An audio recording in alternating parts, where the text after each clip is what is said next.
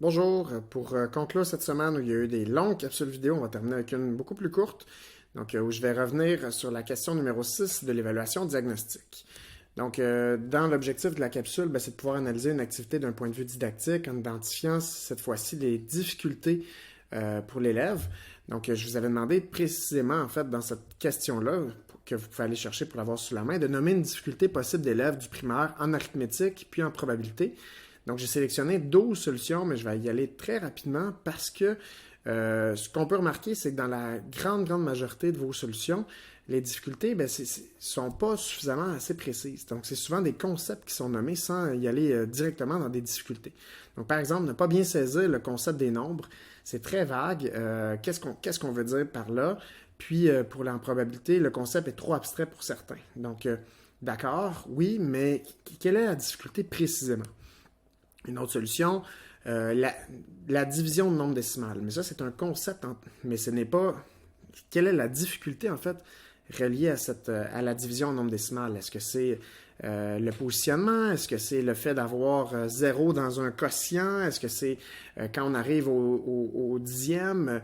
Est-ce que c'est de pas utiliser les nombres, l'idée d'abaisser les nombres ou de convertir, tout ça, de ne pas utiliser ça? Donc, quelle est la difficulté qui mène à une erreur? En probabilité, multiplier des fractions. Donc, qu'est-ce qui pose problème par rapport à ça? D'ailleurs, la multiplication de fractions en probabilité, c'est plus au secondaire qu'on va le voir. Une autre solution ici, ne pas comprendre un concept ou comment faire une opération. Oui, ok, d'accord. En probabilité, ne pas comprendre le sens de la probabilité tout simplement. Donc, ça reste encore assez vague comme difficulté. Puis c'est normal, hein, le but, c'est pas de pointer du doigt, mais c'est assez difficile au début d'être capable de pointer directement des difficultés. Je ferais le pari que si vous aviez à répondre maintenant, ce serait beaucoup plus facile parce qu'on a tellement décortiqué des difficultés reliées à chacun des concepts quand on travaillait au début sur le dénombrement, puis là, les deux sens du nombre, le sens ordinal. Par exemple, on a fait ressortir, je sais pas, 8 difficultés en lien avec le sens ordinal, par exemple, le sens cardinal tout autant aussi. Donc, on a été assez précis, je pense, pour beaucoup de concepts, de faire ressortir plusieurs difficultés.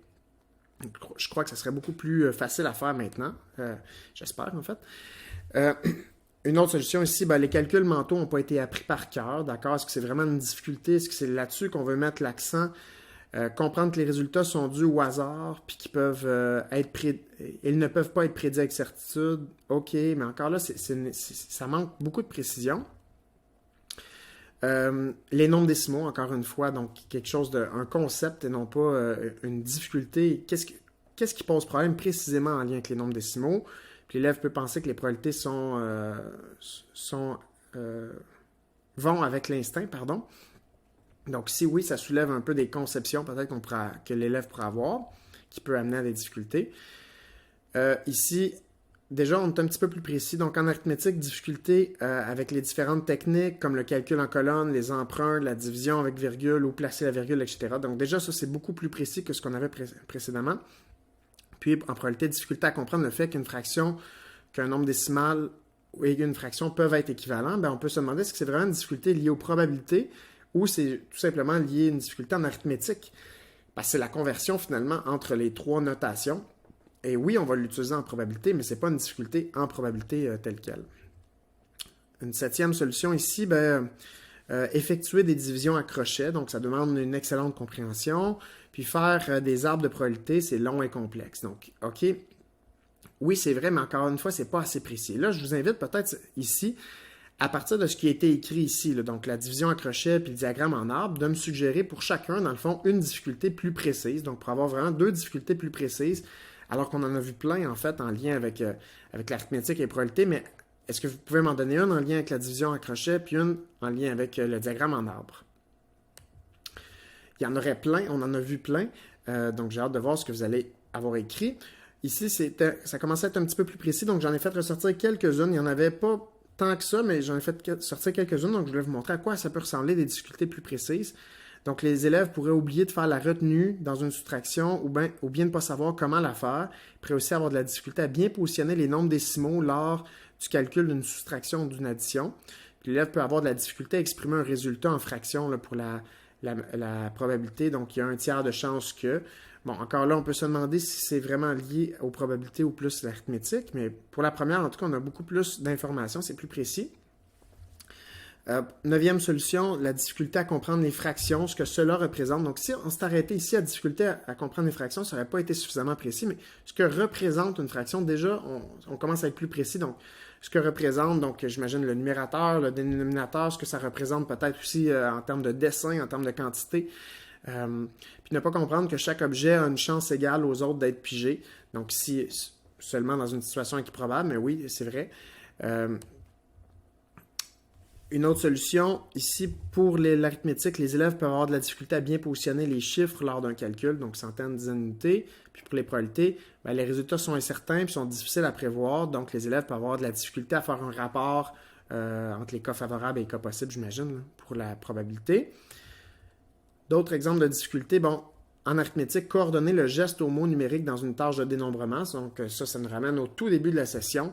Donc peut-être que la personne qui avait répondu ça avait vu les premières vidéos, mais oui, tout à fait, c'est une des difficultés plus précises en lien avec l'arithmétique. Puis en probabilité, ben, d'imaginer le nombre de cas possibles, donc d'imaginer tous les cas possibles, alors que c'est peut-être pas moins concret en fait.